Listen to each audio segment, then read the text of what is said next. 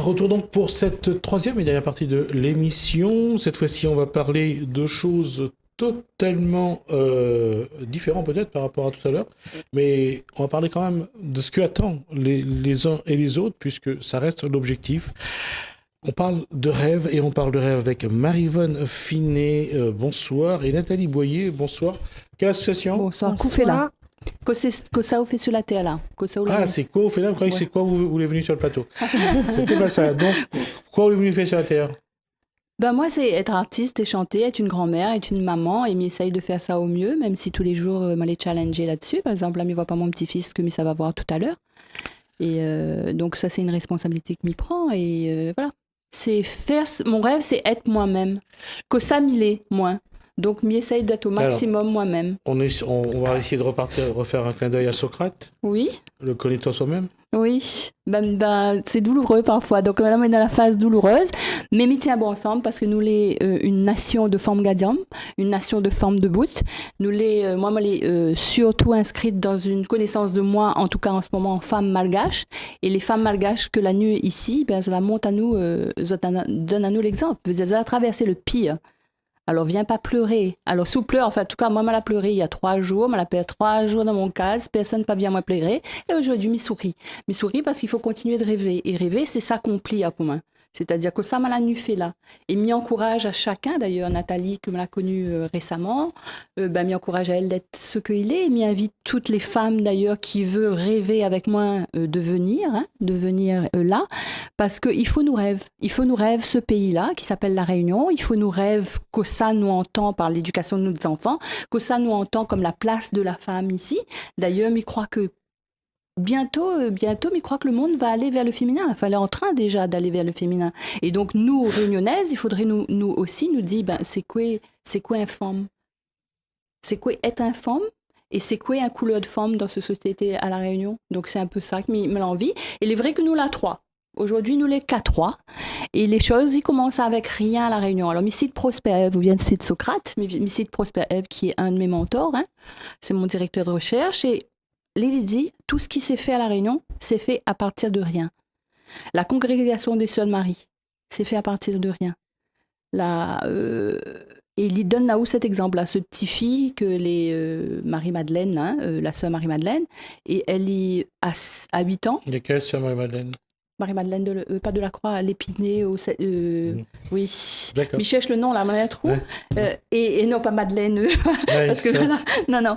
Et donc, celle qui a créé, la congrégation des Sœurs de Marie à la Providence, et qui a créé donc tout le parcours, tout ce qui est religieux sur la rivière des Pluies, c'était à partir de rien. Elle n'a donné rien que le terrain. Et depuis petite, elle avait ce rêve. Alors, l'abolition est finie. Elle s'en va à la messe le matin et elle y entend un cri d'esclave sur une plantation en train de gagner le coup. Et elle a peut-être 6 ou 7 ans, elle y court. Il faut savoir qu'à cette époque, où franchit une plantation, le chien peut mordre à eau, il peut tirer sous. Elle y connaît ses règles. Elle y fonce, sa maman et sa tante est derrière. Et elle y voit un bonhomme en train de taper son esclave. Elle lui dit, mais monsieur, qu'est-ce que vous êtes en train de faire? Enfin, m'imagine, que ça arrête de taper ou je sais pas quoi. Et le bonhomme il regarde de haut et il dit, petit aventon, laisse-moi tranquille. Et elle lui dit, je vous maudis. À 7 ans. Et à 7 ans déjà, elle a cette mission, elle incarne cette mission-là. Et à 7 ans, avant l'abolition, elle y conçoit déjà de voir des religieuses noires aux côtés de religieuses, ce qui est impensable à cette époque. Et elle le fait, son rêve. Et il croit que c'est Desbassins, Charles Desbassins, qui lui donne le territoire de la rivière des Pluies, là. Et de rien, c'est les sœurs que l'a bâti avec la terre et tout ça. C'est un peu ce challenge-là, mon nana, aujourd'hui. Il m'autorise à moi d'avoir ce challenge de dire, notre pays, les pas debout, il me connaît pas, m'a dit, il fait comme ça, les rois de pour tomber. Et ce challenge-là me dit, femmes, allons mettre ensemble. Allons mettre ensemble. Chacun de nous a un talent. Ou gagne fait la cuisine, mi gagne fait la chaise, nous gagne nettoyer. Allons créer et allons se fréquenter et allons voir que ça nous peut faire de ça. Donc là, nous l'avons à 3. Nous l'avons avec Nathalie, nana, Huguette qui n'a pas pu venir, Huguette qui a ouvert le site GoFundMe. Et Huguette, là, elle est surtout tracassée par ce banc d'affaires avec la sexualité et les enfants. Huguette, son idéal, ça serait pas envoyer son marmaille à l'école. Parce que si ce marmaille, parce qu'elle y veut pas, à 2 ans, que son marmaille apprend à la sexualité d'une manière d'adulte. Et il ne veut pas non plus que demain... C'est une erreur. On n'apprend pas en classe maternelle, on n'apprend pas la sexualité aux enfants. On leur apprend à faire respecter leur corps. C'est pas la même chose. Alors, moi, je l'ai quand même scandalisé sur cette loi. On va parler de la loi, c'est-à-dire... Moi, me dit, ou la prend un gros sexe masculin, ou féminin, ou un doigt, ou je sais pas quoi, ou la mettre dans le sexe d'un marmaille. Il n'y a pas de question là. Il n'y a pas de marmaille qui dit, ben moi, je crois que je lui ai dit, oui, je crois, comment ça? Mais quand mon marmaille, il est terrorisé. Si mes gros, mon marmaille, il est déjà terrorisé, le gars va défendre Ali, ou imagine que l'inana, dans cette loi-là, il faut le marmaille prouve que l'île n'était pas consentant. Où ça sort? Où ça va là? Donc, moi, elle est complètement inquiet de ce pays qui va à ça. Et s'il nous fait pas rien, ben, on a eu la collaboration à l'époque des nazis, ben, il veut dire, moi, les collaborateurs, il m'a pas envie, même s'il m'a pas réussi, hein. Là, en tout cas, moi, il lance ce mouvement-là, mais il dit, allons ensemble. Ou bien il fait une affaire, ou veut faire une affaire avec moi, ou croit, moi, j'ai envie que Nathalie fait son rêve, il devient Nathalie. Que ça, Nathalie l'a fait sur la terre là. Moi aussi. Et le fait de voir Nathalie, de temps en temps, en train de cheminer sur son affaire, ben, il encourage. On va demander à Nathalie son rêve. Moi, mon rêve, c'est de chanter. C'est-à-dire? De dire ce que j'ai vécu dans ma chanson, de m'exprimer, de dire, de dénoncer. C'est quoi la maltraitance, la souffrance, la douleur de la femme qu'elle a au plus profond de son être et l'amour. D'accord. Et quelle chanson on a fini d'écrire? Elle est en train d'écrire. D'accord. Ça va venir. Et à quel moment on pense qu'on va chanter? Sera pour bientôt. D'accord. Avec qui c'est qui accompagne? Je pense sera Marie. Moi, j'ai envie que Élisie, elle n'a pas écrit, elle écrit des textes. Ça fait elle chante un texte. Donc, je ne vois pas pourquoi. Connaît toutes choses, les petits. Et après, plus ou Poli Ali ou Arrange Ali, ça devient joli. Ce que je chante aujourd'hui, mes textes, comment m'étaient écrits. Quand m'était écrit à 18 ans, quand m'avait 18 ans, elle n'est pas pareil. Aujourd'hui, m'écrit, aime ce que m'y peut dire que aime ce que m'y écrit. Et ça, il faut un cheminement. Et si m'y peut aider elle là-dedans, mais les sœurs Nathalie aide dans notre affaire. Et nous la rencontre à nous sur une douleur commune que nous n'avons. Dans le chemin, nous la partage une douleur. Et elle les a envie de chanter. Elle me dit, écoute, moi, m'y chante. Allons collègue-moi. Allons collègue-moi, on regarde, après on prend ce qu'on veut, on prend pas. Moi, m'a dit où ce que m'y pense de ce qu'on pense, de ce qu'on fait. Moi, m'y trouve ces textes, ils causent avec moi en tant que femme. Elle a chanté un texte. Alors, chante de deux. Nous va voir. Là, moi, elle est en train de bosser, Misel, elle peut venir à la répétition. Là, moi, la Cité des Arts en train de travailler sur ma pièce pour le 24 novembre. Elle va venir voir la pièce. Elle y peut venir comme Huguette, il vient aux répétitions. Elle y peut venir regarder. Je vais rappeler que le 24 novembre, donc, c'est la journée de lutte contre les violences faites aux femmes, c'est ça? C'est ça ou pas? Non, elle n'est pas au courant, ça. Si, c'est mais tombe bien. C'est fou. Généralement, bien sûr. Il y a la journée de la femme le 8 mars, et puis tout ce qui est contre violence intrafamiliale et faite aux femmes dans cette période-là, normalement. Donc c'est pour ça que je posais la question. Ah, super. Il tombe bien. Moi, elle était contente du 24 novembre parce que moi, elle est dans la nuit du Maloya, et pour moi, rendre hommage dans le Maloya, il fait à moi honneur. Et c'était un accident. D'accord. Mi rejoindre la journée de la femme, là. Tout à l'heure, là, on a eu une discussion. Pas la journée de la femme, c'est la violence faite aux femmes. Et nous te parle, les femmes. Faites aux femmes. Ouais. Faites aux femmes. La femme soumise. C'est pas la même chose. Entre une femme soumise et une femme qui est violentée, faut pas. Moi, elle a été violentée, mais c'est pas soumise. La soumission est une forme de violence, oui. Je suis d'accord. Mais là, c'est plus des violences physiques et aussi, bien sûr, psychologiques. Oui. Mais il faudra pas... dans la soumission aussi, il y a psychologique.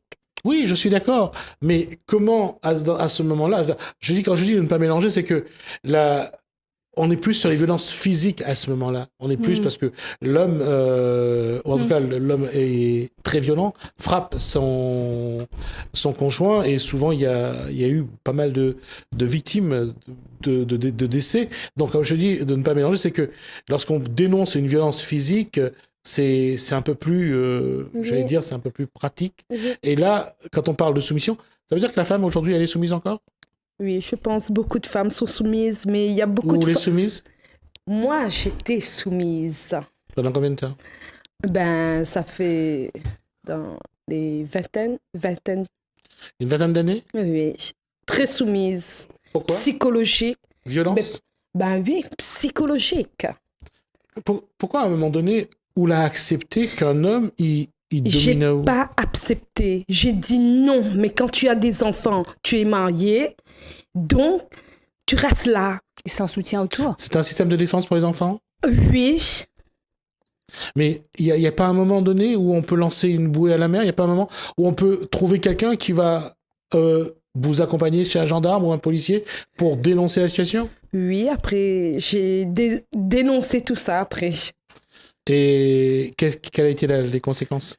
Ben, c'est de... Il y a eu un procès, il a été condamné? Non, pas condamné. Mais la plainte est toujours là. Et justement, est-ce que à partir du moment où on porte plainte, est-ce que vous sentez plus en danger, les enfants plus en danger? Oui. Quand on commence porte plainte, on a peur. Très, très peur parce qu'on est mère et on aime ses enfants. Et une mère protège ses enfants. D'accord. Est-ce que vous l'avez compris pourquoi ou ton conjoint l'a basculé à un moment donné dans cette forme de violence? Est-ce que vous avez pu comprendre pourquoi il est devenu comme ça? Je sais pas, peut-être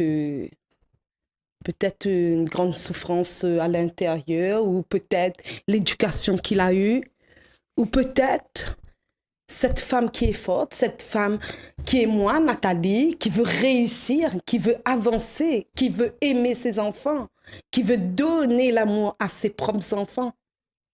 Est-ce que c'est le fait que Nathalie a envie de grandir, que lui n'est pas capable de suivre, est-ce que c'est ça qui déclenche? Oui, peut-être. Moi, je pense que c'était comme ça pour moi, pour moi, Nathalie. D'accord. Avec mes enfants. Parce que je travaillais tout, et tout d'un coup, quand je travaillais plus, mais on voit tout ça après, derrière. La question va faire mal, mais je vais la poser, c'est à quel moment la mère accepte de tout prendre, que ce soit les violences, la situation, justement pour protéger ses enfants? Parce qu'à un moment donné, il y a cette situation-là. C'est-à-dire que être capable d'être une éponge pour tout absorber, surtout la violence, pour protéger ses enfants. À quel moment ça commence vraiment? On protège ses enfants parce qu'on les aime. On les aime vraiment. Mais à quel moment on se dit qu'il faut... Qu'est-ce qui amène la femme à accepter, à dire que c'est à moi de prendre tous les coups?